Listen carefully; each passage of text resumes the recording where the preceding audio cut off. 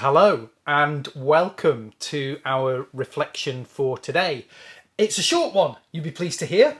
I hope you've had a good week. I really do, whatever's going on with you at the moment. Now, today, I would like to start with this photograph. And it's one of my favourites, actually.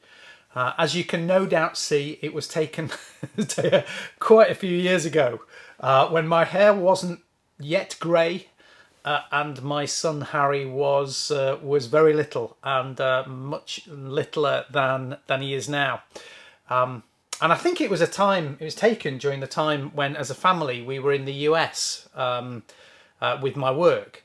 And it is a photograph that brings back all sorts of lovely memories for me, actually. You know, good memories do that, don't they? They somehow draw out from the recesses of our memory, which, believe me, when you've got a memory like mine, is quite an achievement. They draw out experiences, don't they, that have lain idle or dormant for a while, and just bring them back into the present. They're like little time machines. Anyway, Harry used to love being on my shoulders. He would toddle up to me, especially if he was getting tired, if we'd been out walking for a while and his legs were tired. He'd toddle up with his arms up to me and invite me to pick him up, and I'd just pop him on my shoulders, and he'd ruffle my hair.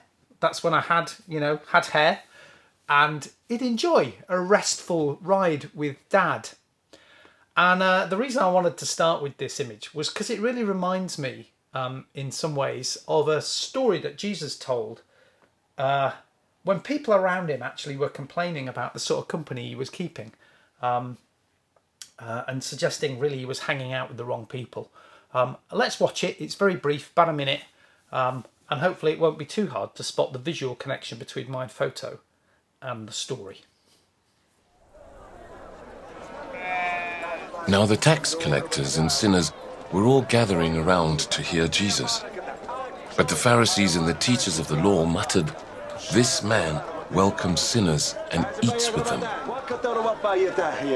Then Jesus told them this parable. Suppose one of you has 100 sheep and loses one of them. Doesn't he leave the 99 in the open country and go after the lost sheep until he finds it? And when he finds it, he joyfully puts it on his shoulders and goes home.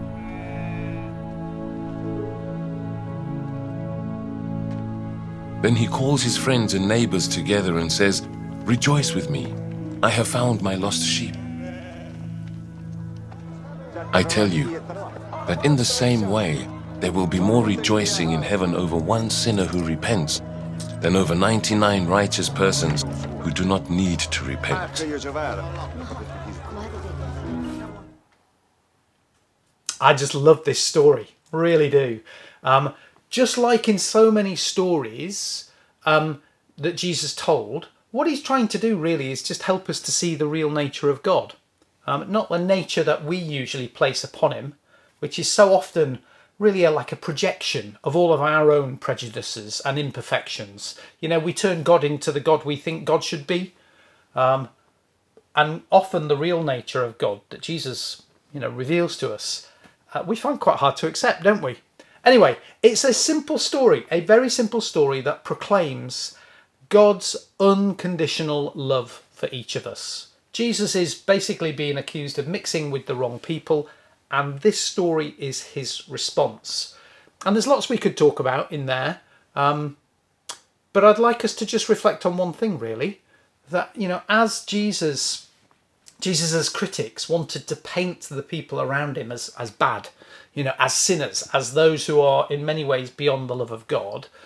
For them, the world was divided into the in and the out, and there was a very clear line in between the two.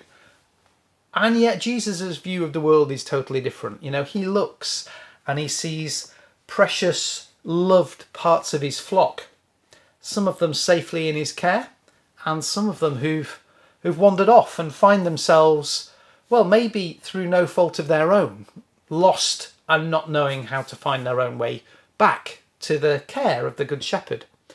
And I just love the image that's at the heart of this. It's the image of a God who never, ever gives up on us.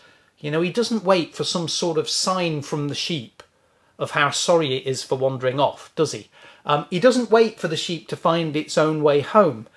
You know, it maybe doesn't even realise it's lost and in need of rescue.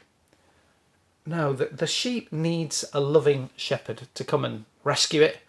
A shepherd who, however many times we wander off, or get distracted, or put ourselves in difficult situations, irrespective of all that and what's happened, the shepherd sets out to track us down every time. And when he finds us, you know, there's no interrogation, is there, of the sheep? There's no criticism. There's no shepherd telling the sheep off about what it's done wrong.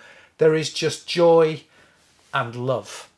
And he gathers up in his arms the sheep, gives it a big hug, puts it on his shoulders, and carries it home to safety.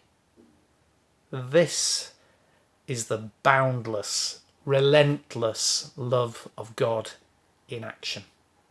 Boundless and relentless. That's what God's love is like. Now, I don't know where you might place yourself in this story. Maybe you're happily and safely with the rest of the flock in the care of the Good Shepherd. That's great if you are. But maybe you feel like you've wandered off a bit and you're not sure how to find your way back. That's so true for so many of us. If that's you, can I just encourage you to listen to the Good Shepherd's invitation, wherever you might be. He says, come on, let me pop you on my shoulders and let's take a journey home together. That's the invitation today, and it always is the invitation for God's boundless, relentless love. So I hope that's helpful for you today. Do have a blessed day, and I look forward to seeing you again very soon. Bye-bye.